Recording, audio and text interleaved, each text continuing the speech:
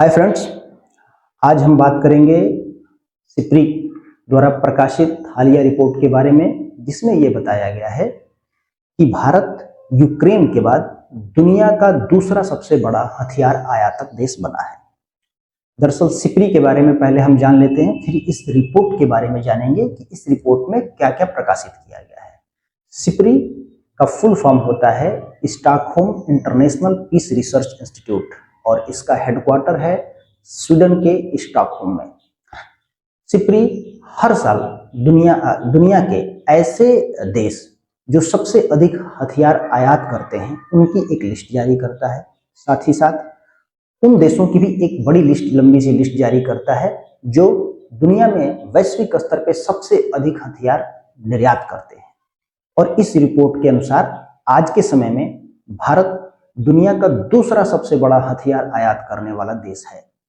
हालांकि पिछले कुछ वर्षों की अगर बात हम छोड़ दें 2-4-5 साल, तो लगातार मैं देख रहा हूं 2014-15 से लेकर 2020-22 तक, इधर 5-7 सालों से लगातार इंडिया दुनिया में हथियार आयात के मामले में टॉप पर रहा है, नंबर 1 रहा है।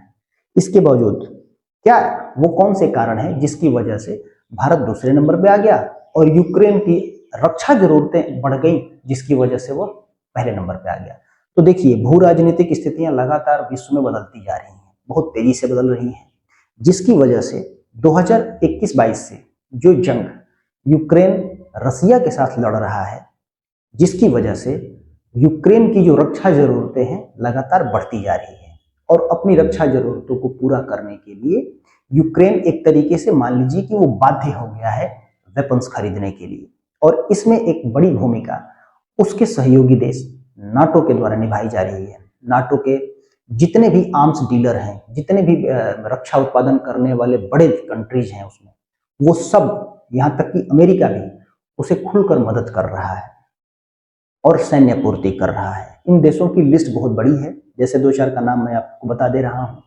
यूक्रेन को America, Britain, France, Germany, Spain, Poland, इन जैसे देशों के द्वारा लगातार उसे हथियार सप्लाई किए जा रहे हैं।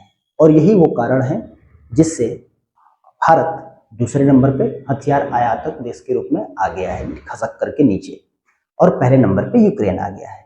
अब हम बात करेंगे भारत के द्वारा जो भी हथियार आयात किए जाते हैं उनमें सबसे अधिक कंट्रीब्यूशन किस देश का है? तो देखिए, रसिया का सबसे अधिक कंट्रीब्यूशन है। भारत अपनी रक्षा जरूरतों के लिए जो भी वेपन्स वगैरह मंगाता है उनमें 40% हिस्सेदारी आज भी रसिया की है। हालांकि ये हिस्सेदारी पहले बहुत ज्यादा हुआ करती थी और आज के वर्षों में ये लगातार घटती जा रही है। आज से 10 साल पहले की अगर हम बात करें तो भारत की जो भी रक्षा जरूरतें थी उसका लगभग 70 से 75% जरूरतें जो है रसिया पूरा करता था, लेकिन आज ये घट करके 40% आ गया है।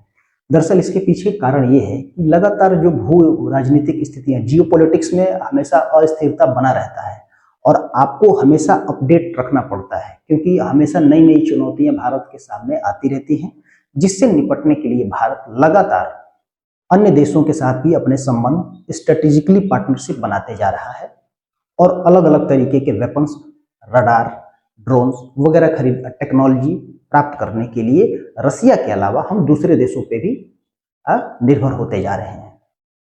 पहले नंबर पे तो रसिया है, दूसरे नंबर पे फ्रांस का स्थान आता है, जो लगभग भारत की कुल रक्षा जरूरतों का लगभग 29 से 30% हिस्सा फ्रांस के द्वारा दिया जाता है।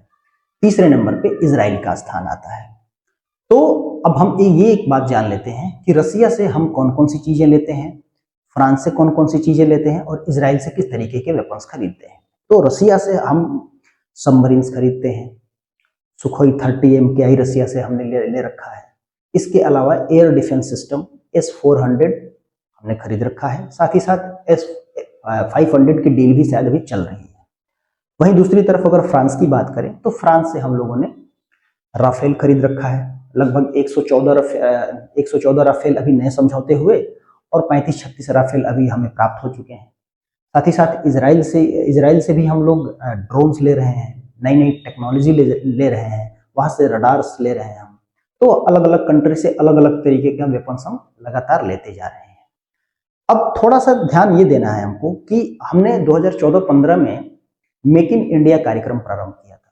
तो मेक इन इंडिया कार्यक्रम प्रारंभ होने के बावजूद भारत को हथियार आयात क्यों करना पड़ रहा है?